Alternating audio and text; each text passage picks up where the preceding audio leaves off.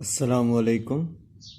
मैं मोहम्मद उमर फ़ारूक आपको biology class में खुशामदीद कहता हूँ। तो चलें आज का लेक्चर स्टार्ट करते हैं। आज का टॉपिक है गैसेस एक्सचेंज इन ह्यूमन, मतलब जिसे हम रेस्पिरेटरी सिस्टम भी कह सकते हैं। तो अपने लोअर क्लासेस में भी पढ़ा होता है, इससे आप थोड़े बहुत फेमिलियर हैं। तो रेस्पिरेटरी सिस्टम को जनरली टू पार्ट्स में, टू डिवीजन्स में उसे रखा जाता है। तो एक एयर पैसेजवेज, सेकंड लंग्स।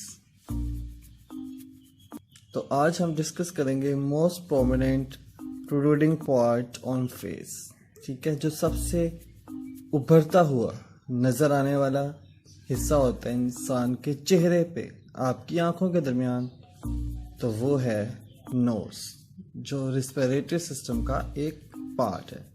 ठीक है ना, रेस्पिरेटरी सिस्टम एक ऑर्गन सिस्टम है ना, तो इसमें मुख्तलिफ ऑर्गन्स एंड पार्ट्स होंगे।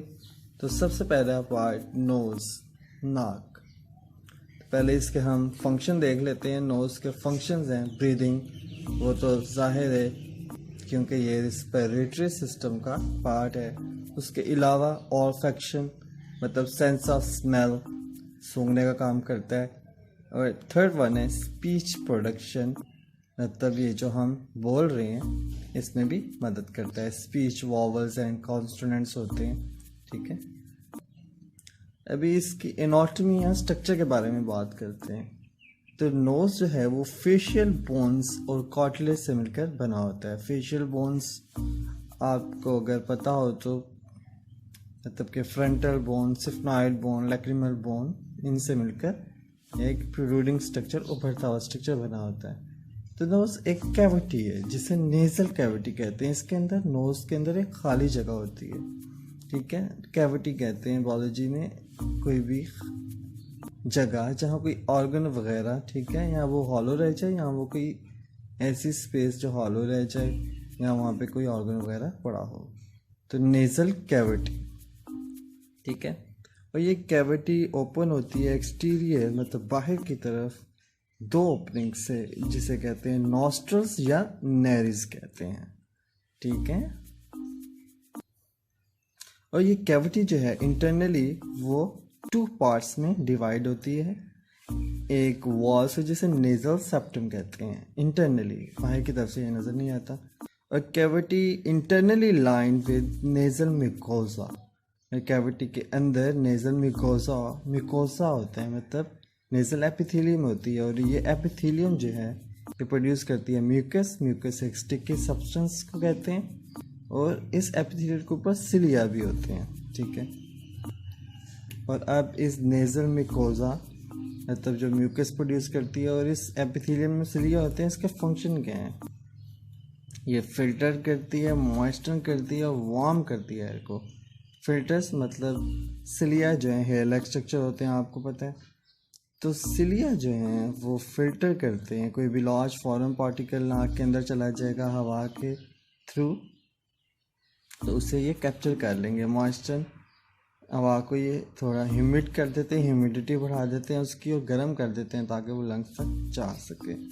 ठीक है, लंग्स, ठीक है, आपको पहले ही जिक्र आ चुका कि लंग्स भी एक रेस्पिरेटरी सिस्टम का पार्ट है। फिर पैरानेजल साइनोसिस होती हैं, मतलब हवा की कुछ थैलियाँ होती हैं नाक के इर्द गिर्द, आँखों के नीचे, फॉरहेड में। ठीक है, इस जबड़ों में। स्नीजिंग एक रिफ्लेक्स होता है, छींक आना।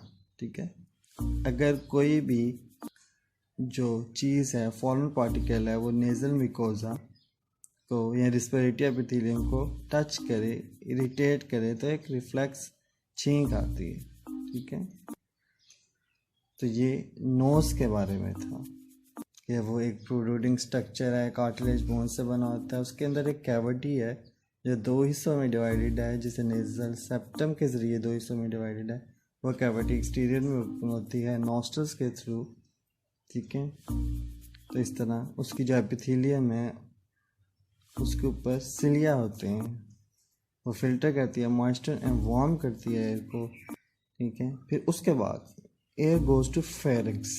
ये आपने 9th क्लास में जो आपका चैप्टर था ना, डाइजेस्टिव सिस्टम, उसमें फेरिंक्स के बारे में आपने पढ़ा था एक मस्कुलर कैविटी होती है for both air and food, हवा यहाँ तक पहुँच जाती है। ठीक है, तो ये जो लेक्चर है आज का, ये आपके बुक के पेज नंबर 4 से और इसका नंबर 10.1 है। तो इसमें देखें क्वेश्चन, आप देखें क्वेश्चन खुद ब खुद पैदा होते हैं। मैं आपको बताऊंगा भी इंशाल्लाह जब थोड़ा सा ये टॉपिक आगे प्रोसीड कर जाएगा। Respiratory system, in how many part respiratory system are generally divided, तो उसका आंसर ये हो जाएगा। देखिए फिर what are the function of nose, what are nostrils, ये क्वेश्चन आ सकता है।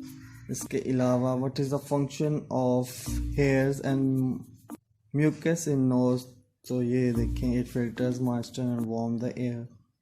ठीक है, इसको आपने याद कर लेना है। और इसकी एक जनरल डायग्राम से भी मैं आपको नोज की दिखा दूंगा, उसको भी आपने देखना है। ठीक है,